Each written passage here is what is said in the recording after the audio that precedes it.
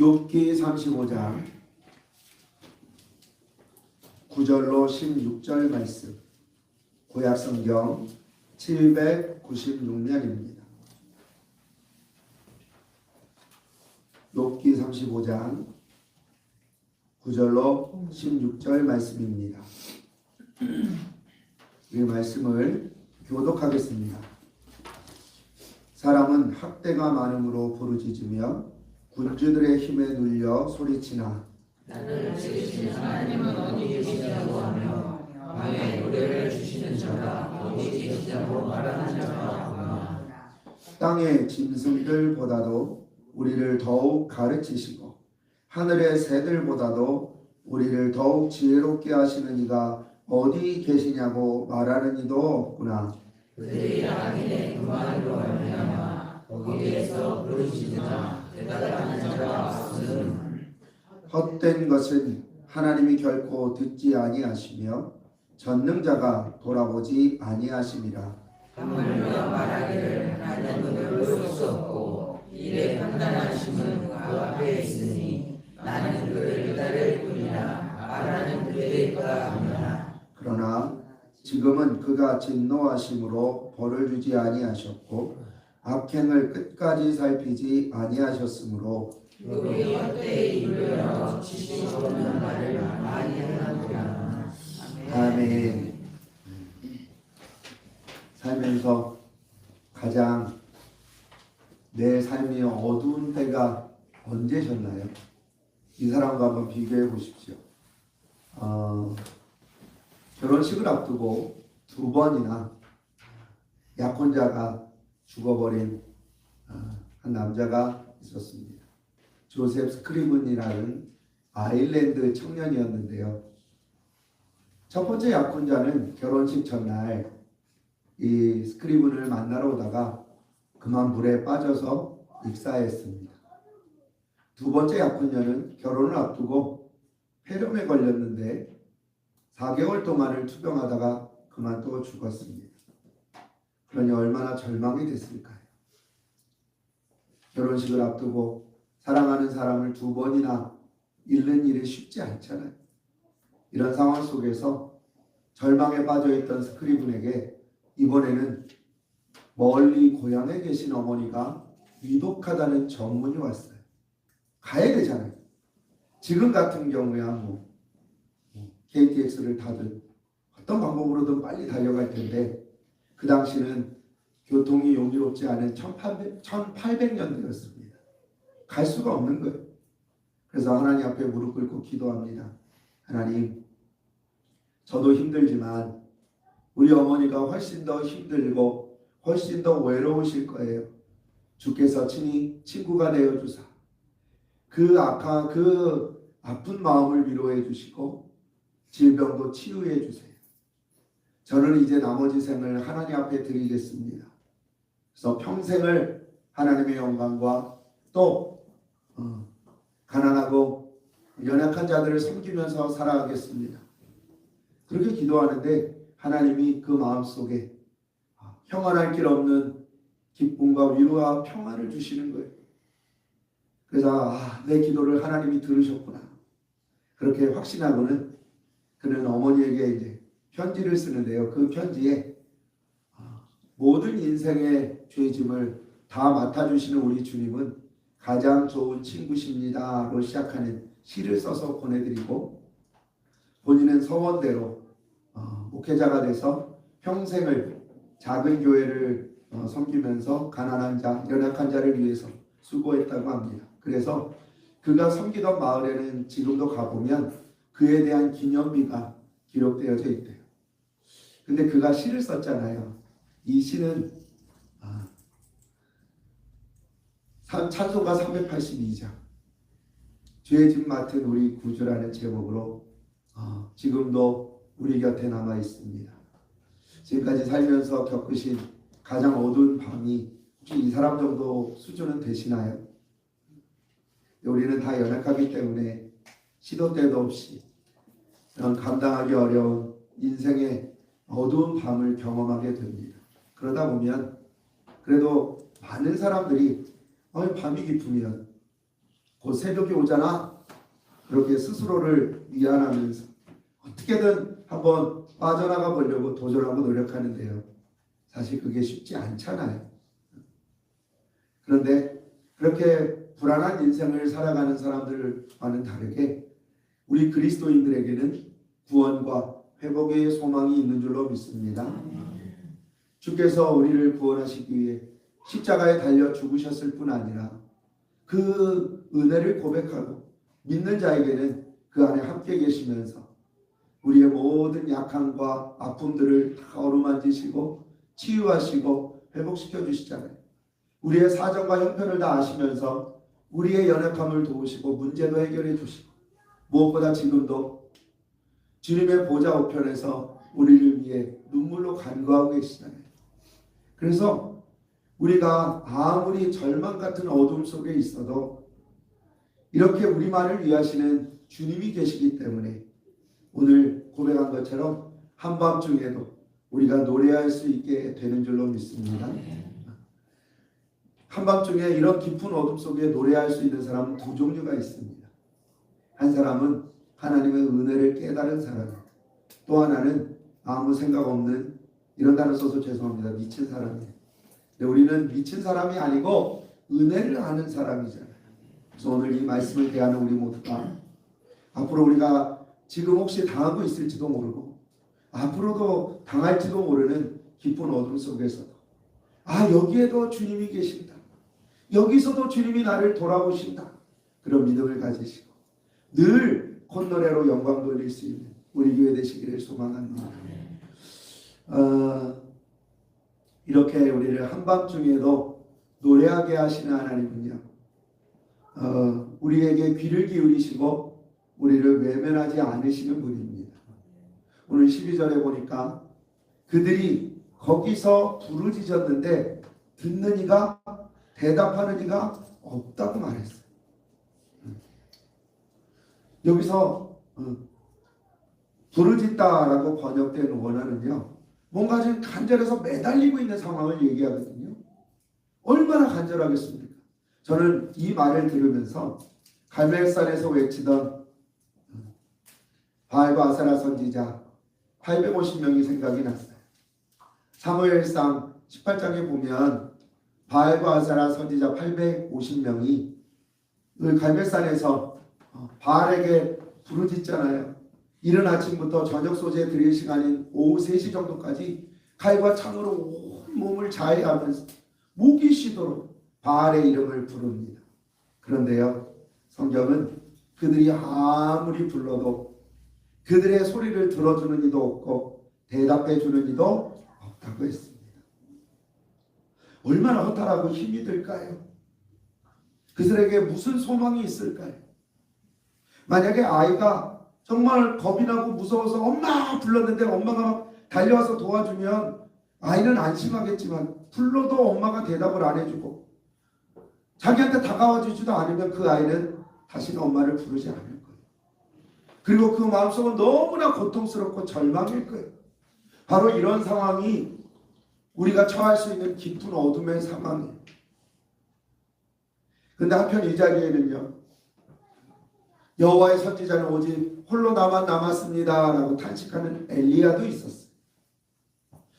이스라엘 백성들이 교만과 우상 숭배와 불순종과 그 음란 등 여러 가지 죄로 인해서 깊은 어둠의 시간을 지나고 있을 때 엘리야만은 우리 하나님만이 이 어둠을 지나게 하시는 유일한 출구라는 사실을 믿었어요. 그리고 믿음으로, 신뢰와 확신으로 이제 하나님 앞에 부르짖습니다. 하나님, 오늘 이 시간 이 백성들 중에 우리 하나님, 주께서 하나님이신 것과 내가 주의 종인 것과 내가 주의 말씀대로 오늘 모든 일을 행한다는 사실을 여기 있는 사람들에게 다 알게 해주세요. 그리고 주의 백성들 가운데서 주 여호와는 하나님이신 것과 하나님이 저들의 마음을 되돌리신다는 사실을 그들이 깨닫게 해주세요. 그렇게 하나님 앞에 부르짖을 때 지금까지 하늘은 아무 일도 없었거든요. 몇 시간 동안 그렇게 살을 찢어가면서 목이 터져라 850명이 소리를 쳤으니 얼마나 소리가 웅장했겠어요. 여기저기서 막 그렇게 외치는 소리에도 하늘은 끄떡도 안 했었는데 하나님 앞에 외치는 그 한마디에 하늘에서 갑자기 여호와의 불이 내려왔다고 했어요. 그래서 단과 재물은 물론이고 물이 흥건하게 고여있는 도랑까지 순식간에 다 태워버립니다. 하나님이 어떤 마음이신지 상상이 되십니까? 야, 내가 정말로 듣고 싶었던 말이야. 왜 이제 그 말을 하니? 내가 듣고 싶었던 말이야 하시면서 바로 그 자리에서 즉시 응답해 주시는. 그렇게 응답해 주시면 엘리야의 고백이 하나님의 마음에 합당했기 때문이에요. 그런데 여기서 한 가지 더 중요한 사실이 있습니다. 한편으로는 하나님이 그의 말을 듣고 계셨다는 거예요. 어쩌다가 확 들려졌을까요? 아니, 이제나 저제나 그 입에서 나에게 간구하는 소리를 듣기를 원하시고 기다리고 계셨다. 그러니까 그 말이 들리자마자 여호와의 불을 내려주신 거예요. 이렇게 하나님은 우리에게 지금도 귀를 쫑긋 세우고 기다리고 계시는 분인 줄로 믿습니다. 그래서 그렇게 우리의 작은 신음에도 응답하시고 우리의 작은 행동 하나에도 즉시 응답하시는 하나님이 계시기 때문에 우리는 깊은 어둠 속에서도 하나님이 나의 구원이십니다. 그렇게 찬양으로 노래하며 영광 돌릴 수 있게 되는 거예요. 근데 아무나 이런 복을 누리지 못하는 거예요. 13절에 우리 13절 말씀 한번 읽어볼까요? 시작. 헛된 것은 하나님이 결코 듣지 아니하시며 전능자가 돌아보지 아니하시니라. 아멘. 헛된 것은 하나님이 결코 듣지 아니하시니 그리고 전능자는 돌아보지도 않으신대. 여기서 헛된 것으로 번역된 언어는 실체도 쓸모도 가치도 없는 것을 말해요. 거짓이죠. 가장 가치 없는 게 거짓이잖아요. 그런데 오늘은 또 친절하게 이 헛된 것이 무엇인지 12절에 말해주고 있어요. 악인의 교만. 악인은 하나님의 반대편에 서 있는 사람입니다. 교만은 하나님과 어깨를 나란히 나누고자 하는 마음입니다. 결국은 하나님과 관계없는 사람은 그거를 떠나서 아예 하나님과 반대편에 서서 대적하고 있는 사람이라는 뜻이에요. 그런 사람은 하나님이 절대로 기도도 들어주지 않고 돌아보지도 않으신다는 거예요. 깊은 밤이든 아니면 노래할 수 있는 낮이든 결국 이 모든 것들의 핵심은 하나님과의 관계라는 뜻입니다. 야고보서 4장 2절로 3절이 우리에게 말해줍니다. 너희가 얻지 못하면 구하지 아니하기 때문이고 너희가 구하여도 받지 못하면 정력에 쓰려고 잘못 구하기 때문이라.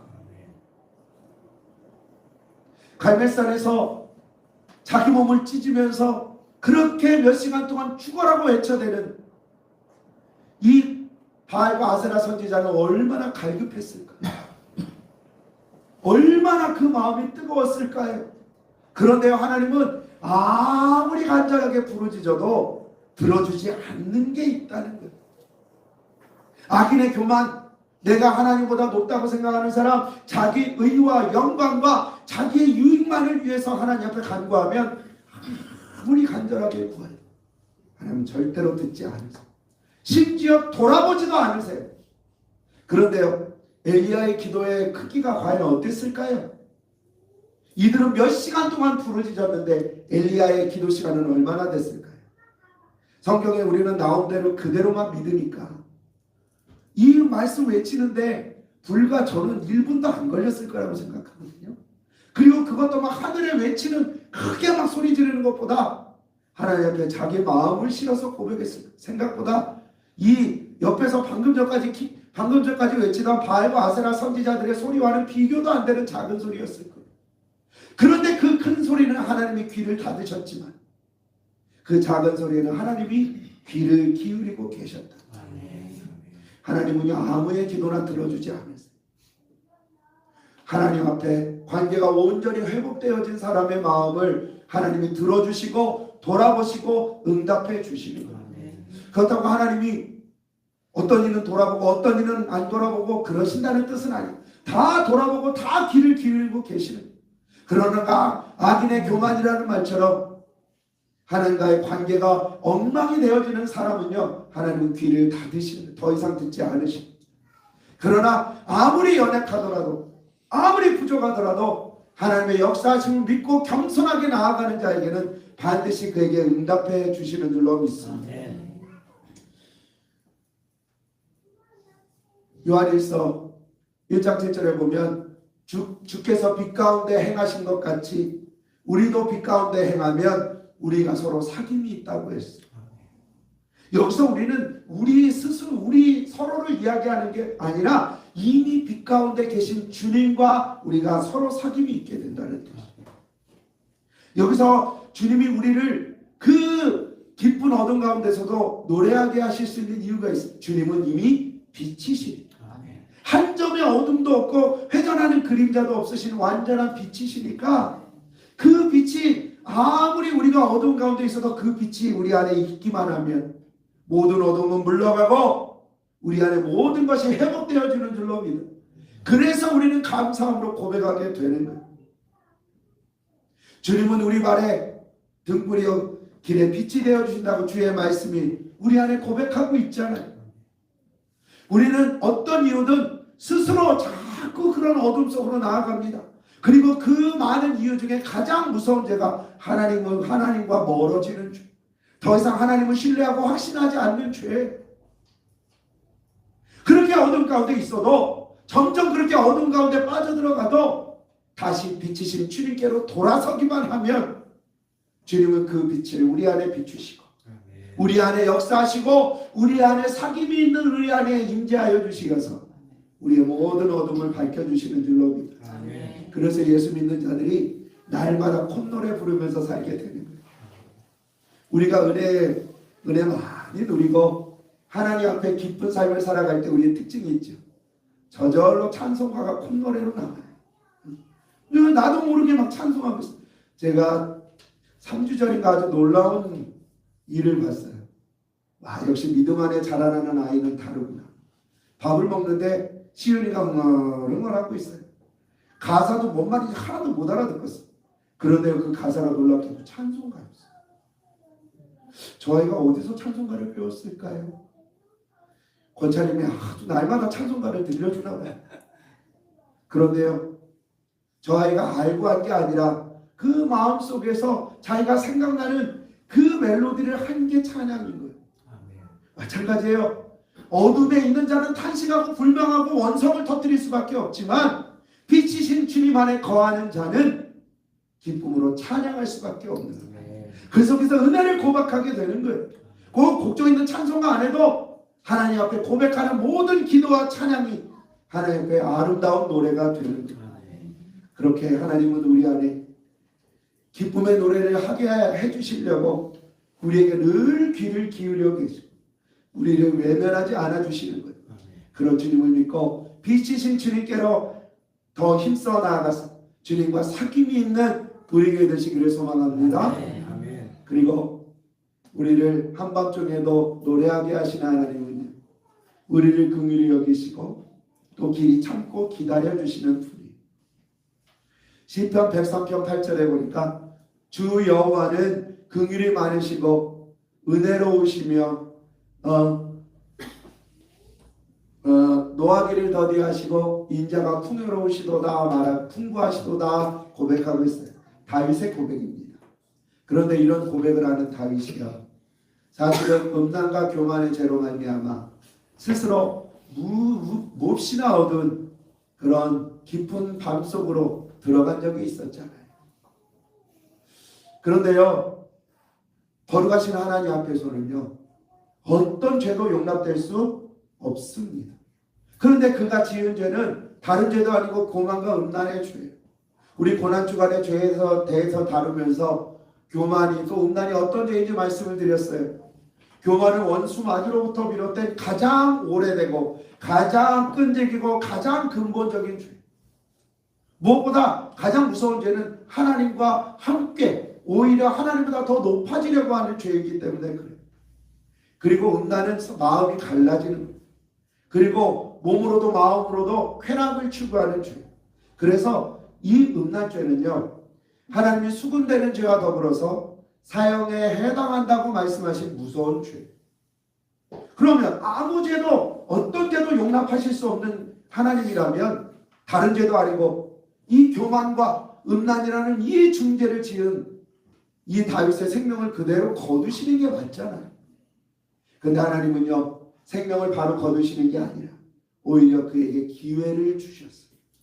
참고 인내하고 견디시는 시간이, 왜냐하면 그가 스스로 깨닫고 돌아오기를 원하시면서 다시 한번 기회를 허락해 주시는 하나님에게, 우리 하나님은 공의의 하나님이시고 조금도 부족함이 없이 조금도 틈이 없이 완벽한 기준으로 우리를 판단하시는 분.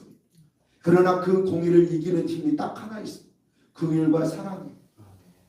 아무리 하나님께는 회전하는 그림자도 없으신 하나님이시라도 그 마음을 녹이는 건 사랑과 긍휼이기 때문에 한 영혼이라도 더 구원하시려고 우리에게 지금도 참고 기다려주시는 줄로 믿어요.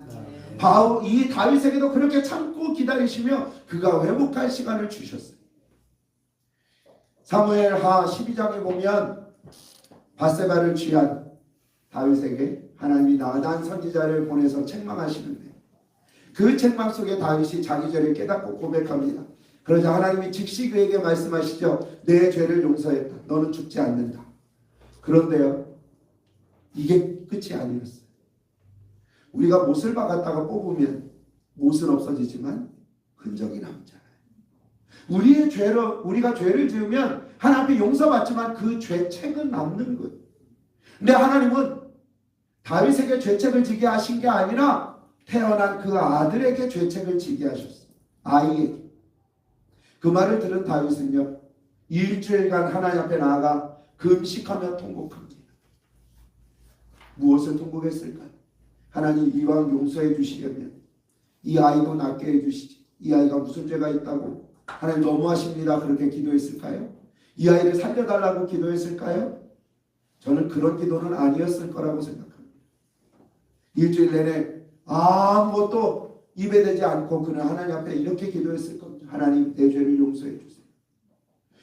음란을 행한 나의 죄 때문에 아무것도 모르는 이 신생아가 죽게 되었네.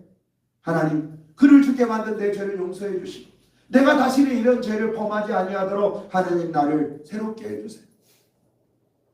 그렇게 기도했을 때 그는 일주일이 지나서 이 아이가 결국 죽었다는 이야기를 듣습니다. 그러면은 하나님 앞에 더 통곡해야 맞잖아요. 상식적으로 일주일 통곡했는데, 살아있을 때 통곡했는데.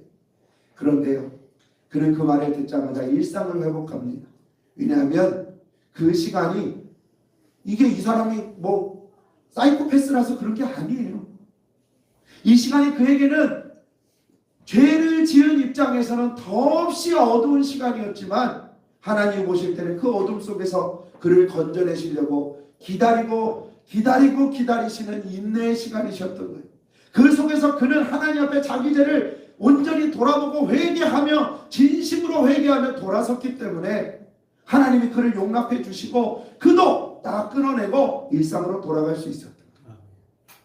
그래서 하나님이 그런 그에게 놀라운 복을 주시죠. 태어난 아이는 죽었는데 대신 솔로몬을 주십니다. 그에게는 하나님과의 관계가 회복되었다는 거예요. 그가 비록 음란한 죄 때문에 그렇게 무서운 어둠 속으로 들어가고 살인죄까지 저질렀지만 얼마나 그 일주일간을 통곡하며 회개했습니다. 평소에도 다윗은 자기 침상에 눈물이 마르지 아니한다고 말할 정도였어요.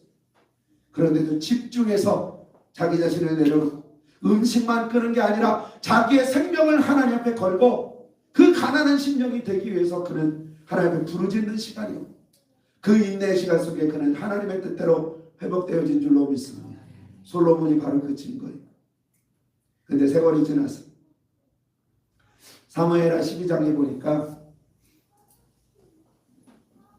이번에는 교만해진 다윗이 인구 숫자를 셌다가 다시 하나님 앞에 징계를 받는 사건이 나옵니다.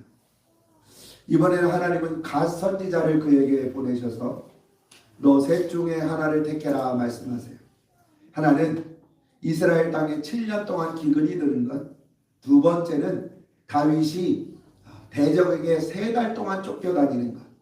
그리고 세 번째는 이스라엘 땅에 3일 동안 전염병이 도는 거였습니다.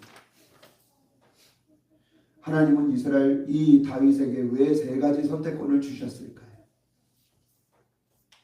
여기서 다윗이 인구가 몇 명인지 셌다는 거는요, 너무 교만한 죄였어요. 이스라엘의 힘은 하나님이셨잖아요. 하나님만 계시면 이스라엘은 승리하는 거예요. 근데 그 진짜 힘이신 하나님을 제외하고 자기가 부릴 수 있고 전쟁에 내보낼 수 있는 병력이 얼마인지를 센 거예요. 하나님을 무시하고 자기가 왕이라는 주장인 거예요. 그럼 마땅히 그 자리에서 생명을 거두셔야 마땅한 거예요. 그런데 하나님은 그의 생명을 거두지 아니하시고 3번의 선택지를 주셨어요. 그 얘기는 한 번 더 하나님이 참고 기다리신다는 거예요. 그러면 오늘은 좀 다른 사람을 바꿔서 천은영 집사님, 만약에 집사님이 다윗이고 3가지의 선택지가 있다면 몇 번을 택하시겠습니까? 선택지 다시 말씀드려요. 1번은 이스라엘 땅에 7년 동안 기근이 드는 것, 2번 다윗이 대적에게 3달 동안 쫓겨다니는 것, 그리고 3번은 이스라엘 땅에 3일 동안 전염병이 도는 거예요. 몇 번을 선택하시겠습니까? 하나님은 무슨 답을 원하셨을까요? 당연히 2번이죠. 백성이 죄를 진 게 아니고 다윗이 죄를 졌잖아요. 그러면 다윗이 대적에게 쫓겨다녀야 되는 거예요. 그것도 기간이 정해져 있잖아요. 3달만 쫓겨다니면 되는 거예요. 그런데요, 다윗은 거기서 고민합니다. 그런데 한 가지 여기서 아이러니한 사실이 있어요.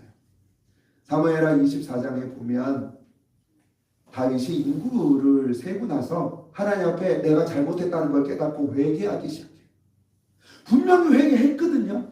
그런데 회개 후에 하나님이 갓 선지자를 보내신 거예요. 그럼 그 회개가 하나님의 마음에 합당했다는 뜻인가요? 아니라는 뜻인가요? 합당하지 않았다는 뜻이에요. 첫 번째, 하나님 앞에 일주일간 회개했을 때는 거기는 음란죄에다 살인죄까지 저질렀는데도 불구하고 하나님이 그의 기도를 들어주셨어요. 그런데 그리고 그 전에도 내가 잘못했습니다 한마디만 해도 하나님이 그 생명을 살려주셨단 말이에요. 그런데 이번에는 스스로 깨닫고 기도했는데도 하나님이 그를 용서해 주지 않고 갓선지자를 보내서 선택지를 보내주셨다. 그 얘기는 그는 회개했지만 여전히 어둠 속에 있었다는 것입니다. 그리고 그 어둠이 끝나는 게 아니고 이 3번의 선택지를 통해서 하나님은 당연히 이번을 선택하고 그 어둠에서 벗어나기를 원하셨는데 다윗은 거기서 고민합니다. 내게 가장 힘들지 않은 방법이 뭘까? 가장 피해가 적은 게 뭘까? 고민하던 중에 그럼 3일 동안 전염병이 도는 게 낫겠다. 7년도 너무 무섭고 3달도 너무 이게 너무 길고 3일 정도면 뭐 전염병이라 해도 뭐 몇 명이나 죽겠나? 하나님 3일이요. 선택을 한 거예요. 그런데 그 선택이 그를 노래하게 만드는 선택이 아니라 더 깊은 어둠으로 몰아가는 잘못된 선택이었어요. 이 3일 동안 자그마치 7만 명이 죽었습니다. 그냥 몇 명 죽을 줄 알았는데 자그마치 7만 명이나 그 아까운 백성이 죽었어요. 그것도 자기 백성이 아니고 하나님의 백성. 그리고요, 오죽하면 이 전염병이 얼마나 하나님이 생각하시기에도 후회가 되셨든지 시간이 아직 3일이 다 안 됐는데도 불구하고 천사에게 명하셔서 하지마, 멈춰라, 그만. 7만 명이나. 하나님은 선택지를 주실 때에는 바른 선택을 하라는 것이었어요. 그런데 깊은 어둠에 사로잡힌 다윗은요, 아직도 정신을 못 차리고 있었다. 기도하기는 했는데 그게 그냥 기도하다가 꺼져버린 거예요. 불이 반짝하다 꺼져버린 거예요. 근데 자기는 이미 불을 켰다고 착각하고 있는 인생. 그런데도 하나님은 그를 불쌍히 여기셔서 긍휼히 여기셔서 갓 선지자를 보내서 다시 한번 기회를 주십니다. 거기서도 잘못 선택했는데도 불구하고 하나님은 그 일을 직접 행하심을 통해서 그게 얼마나 무서운 일인지, 지금 다윗이 무슨 죄를 저질렀는지를 그냥 보여주셨어요. 그제야 다윗이 정신을 차려요. 하나님, 제가 잘못했습니다. 제가 하나님 앞에 범죄하고 악을 행하였으니 주께서 나와 내 아버지의 집을 쳐주세요. 이제는 백성들이 아니라 자기를 돌아보는. 근데 저는 이 기도도 하나님께는 사실 하나님이 원하시는 완벽한 기도는 아니었다고 생각해요. 왜냐하면 잘못한 건 자기인데 왜 자기 가족을 거기다 집어넣냐. 하나님, 내가 잘못했으니 나를 죽여주세요. 이게 맞는 기도예요. 근데도 하나님은 그래도 그가 정신을 차린 것을 받아주시고 그를 회복시켜 주셨어요. 그래서 천사가 아라우나라는 사람의 타작마당에서 전염병을 지휘하고 있었거든요. 거기에 올라가서 희생제물을 드리라는 거예요. 그래서 거기에서 제물을 드렸더니 하나님이 그 화목제를 받으시고 그를 용서해 주셨어요. 다윗만이 그런 특별한 은혜를 입는 게 아니에요. 누구나 다윗처럼 얼마든지 순식간에 깊은 어둠으로 들어갈 수 있어요. 다윗이 그런 죄를 범하리라 누가 상상했겠습니까? 음란죄, 교만죄, 거기다 살인죄까지, 살인교사죄까지, 아마 세상 법정으로 가도 그거는 사형에 해당하는 죄일걸요. 그런데 하나님의 공의에 비춰보면 단 하나도 용서받을 수 없는 죄예요. 그런데도 하나님은 그를 긍휼히 여기셨기 때문에 그가 스스로 돌이키고 회개하고 돌아오는 시간을 허락해 주셨어요. 7일은 이 다윗에게 7일은 그리고 이 3일 동안의 전염병의 시간은 피가 마르는 시간이었습니다. 어둠의 시간이었으니까. 그런데 하나님의 입장에서도 피가 마르는 시간, 그가 돌아오기를 기다리시는 인내의 시간이었습니다. 그런데도 그는 다행히 그 인내의 시간을, 하나님이 주신 인내의 시간을 잘 지나서 그가 회복되어졌고, 그래서 마침내 그 고난 가운데서도 주님이 나의 피난처이십니다 노래하게 된 줄로 믿어요. 우리가 시편을 읽으면서 나오는 다윗의 고백들은요, 그냥 나온 고백이 아니에요. 여러 가지 이유로 겪었던 그 많은 그 어둠 속에서 언제나 한 줄기 빛이 되어주셨던, 언제나 자신을 구원하여 주셨던 하나님에 대한 믿음의 고백이고, 그런 다윗은 아직 어둠 속에 있어도 하나님은 나의 빛이 되어주심을 믿습니다. 감사로 영광을 돌렸고, 이미 빛 가운데 나아갔다면 더할 나위 없는 은혜로 하나님께 영광을 돌렸던 거예요. 다윗도 이랬다면 우리도 누구나 언제든 이런 어둠으로 들어갈 수 있습니다. 저는 주일날 오시면 우리 성도님들도 제 얼굴 보시겠지만 저도 얼굴을 보거든요. 혹시 어두운 그들은 없는지, 혹은 문제는 없는지 일단 얼굴을 보면 파악합니다. 분위기를 보면서 파악합니다. 혹시라도 지금 내가 감당하기 어려운 깊은 어둠 속에 계시나요? 그런데요, 이제는 한숨 쉬지 않으셔도 돼요. 원망하지 않으셔도 돼요. 왜냐하면 오랜 시간 걸리지 않아도 돼요. 지금 이 순간 내가 주님과 다시 사귐을 이어나가게 되면, 빛이신 주님이 내 안에 다시 한번 임재해 주시기만 해도 어둠은 물러가고 다시 우리는 은혜를 고백하게 되고 노래하게 되는 행복한 그리스도인이 될 줄로 믿습니다. 그런 의미에서 우리가 감사의 노래를 부를 수밖에 없는 이유는 우리 주님이 늘 귀를 기울여 주고 계시고 우리를 단 한 번도 외면하지 않으시기 때문에 가능한 노래인 거예요. 기쁨의 노래는 주님이 우리를 긍휼히 여기시고 그리고 우리를, 연약한 우리를 길이 참고 기다려 주시기 때문에 우리가 드려줄 수 있는 노래가 되는 것. 우리는 입을 모아서 주의 나라가 가깝다고 얘기합니다. 진짜 주의 나라가 가깝나요? 성경이 그렇게 얘기하니까 그렇다고 믿는 것이지, 어느 정도 시간이면 우리가 가깝다고 말할 수 있을까? 그런데 그날과 그 시는 아버지 하나님만이 알고 계셔요. 왜 안 알려주셨을까요? 알려주시면 우리가 조금 더 잘 준비할 수 있을 텐데, 근데 하나님이 우리에게 알려주시지 않는 이유는 하나입니다. 우리가 한 명이라도 더 주님 안에 돌아가서 그런 어두움을 깨우치고 그런 깊은 어둠에서 벗어나 하나님의 영광의 노래로 찬양 돌리기를 원하시기 때문에 한 영혼이라도 더 구원받게 하시려고 우리에게 참고 기다리시는 시간입니다. 베드로서는 얘기합니다. 하늘에서는 한 시간이 첫날 같고 첫날이 한 시간 같다. 하루가 첫날 같고 첫날이 하루 같다. 시간의 개념이 우리와 완전히 다른 거예요. 그런데 시간의 개념을 얘기하는 게 아니고 하나님이 그만큼 우리를 긍휼히 여기시고 참고 기다리고 계시다는 뜻이에요. 오늘 깊은 어둠 속에 오래 한숨 짓고 있었어도 오늘 이 말씀을 대한 우리 모두 이제 그 어둠 속에서 이제 힘차게 일어나서 구원의 은혜를 노래하게 되기를 소망합니다. 지금까지 내가 너무 하나님 깊은 어둠 속에 갇혀 있었네. 끝도 모르는 어둠 속에 내가 너무 고통당하고 있었네. 그러나 이제 주님이 빛으로 나를 인도하시고 나와 사귀어주시고 이제는 나를 노래하게 하실 줄로 믿습니다. 그런 소망을 가지고 오늘도 나는 한밤중에 노래하는 자가 되겠습니다. 그런 결단으로 또 하나님 앞에 나아가는 우리가 되시기를 소망합니다. 그런 의미에서 한번 따라해 주시길 부탁을 드려요. 나는 한밤중에도 노래하는 그리스도인이 되겠습니다. 아멘. 그 소망